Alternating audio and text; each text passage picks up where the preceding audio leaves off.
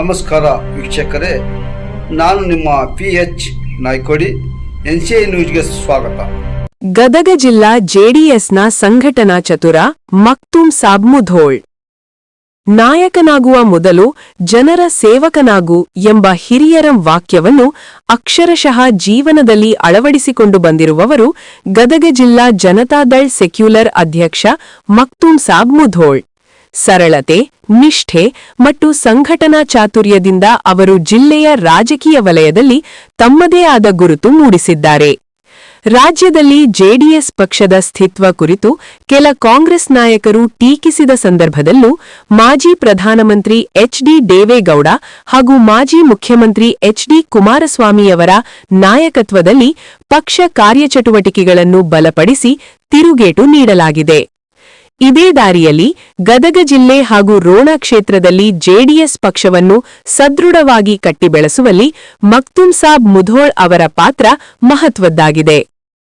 ಗದಗ ಜಿಲ್ಲೆಯಲ್ಲಿ ಅಪಾರ ಕಾರ್ಯಕರ್ತರ ಪಡೆ ನಿರ್ಮಿಸಿ ಸಮಾನವಾಗಿ ಸ್ಪರ್ಧಿಸುವ ಶಕ್ತಿಯುತ ಸಂಘಟನೆಯನ್ನು ರೂಪಿಸಿದ್ದಾರೆ. ಸಾಮಾಜಿಕ ಕಾರ್ಯಗಳ ಮೂಲಕ ಜನಮನ ಗೆದ್ದಿರುವ ಅವರು ಪಕ್ಷದ ಚಟುವಟಿಕೆಯಲ್ಲಿ ನಿರಂತರವಾಗಿ ತೊಡಗಿಸಿಕೊಂಡು ಕಾರ್ಯಕರ್ತರನ್ನು ಪ್ರೇರೇಪಿಸುತ್ತಿದ್ದಾರೆ.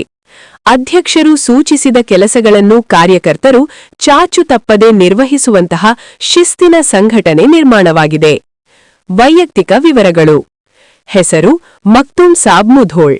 ಜನನ ದಿನಾಂಕ 1/7/1969. ಮೂಲ ಸ್ಥಳ ಯಲಬುರ್ಗಾ ತಾಲೂಕಿನ ಮುಧೋಳ್ ಅಂದ್ರೆ ನಂತರ ಗಜೇಂದ್ರಗಡದಲ್ಲಿ ನೆಲೆ. ಶಿಕ್ಷಣ SSLC. ಮಕ್ತುಮ್ ಸಾಬ್ ಮುಧೋಳ್ ಪತ್ನಿ ರಂಜಾನ್ ಬಿ, ಮಗ ಅಮೀರ್, ಮಗಳು ಸೊಹೇಲ್ ರೋಷನ್ ಬೇಗ.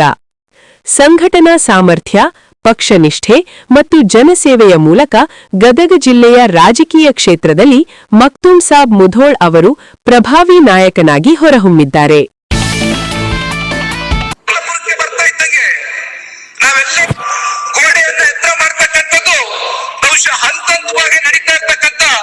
ಹಿಂದಿನ ಸಂಪ್ರದಾಯ ಏನಿತ್ತು ಅದಕ್ಕೂ ಮೀರಿ ದೇವೇಗೌಡರು ಸಾಹೇಬರ ಒಂದು ಆಲೋಚನೆಯನ್ನ ಮಾಡಿದ್ರು. 15 ಫೀಟ್ ಫಸ್ಟ್ ಗೇಟ್ ಅನ್ನ ಸ್ಥಾಪನೆ ಮಾಡುವ ಮೂಲಕ ಬಹುಶಃ ಅವ್ರು ಯಾವ ರೀತಿ ಆಲಮಟ್ಟಿಯ ಒಂದು ಅಣೆಕಟ್ಟಿಗೆ ಜೀವವನ್ನ ಕೊಟ್ಟರು, ಈ ಭಾಗದ 15 ಲಕ್ಷ ಎಕರೆಗೂ ಹೆಚ್ಚಿನ ರೈತರುಗಳ ಒಂದು ಜಮೀನಿಗೆ ಇವತ್ತು ಒಂದು ಹಸಿರು ಕ್ರಾಂತಿಯ ಒಂದು ಪರಿವರ್ತನೆಯನ್ನ ತಂದುಕೊಟ್ಟಂತವ್ರು ಬಹುಶಃ ಇದೇ ಸನ್ಮಾನ್ಯ ದೇವೇಗೌಡರು ಸಾಹೇಬರು ಅಂತಕ್ಕಂಥದನ್ನ ಹೇಳಲಿಕ್ಕೆ ಬಯಸ್ತಾನೆ. ಮತ್ತೆ 89ನೇ ಇಸ್ವಿನಲ್ಲಿ ಸನ್ಮಾನ್ಯ ದೇವೇಗೌಡರು ಸಾಹೇಬರು ಅಮೆರಿಕ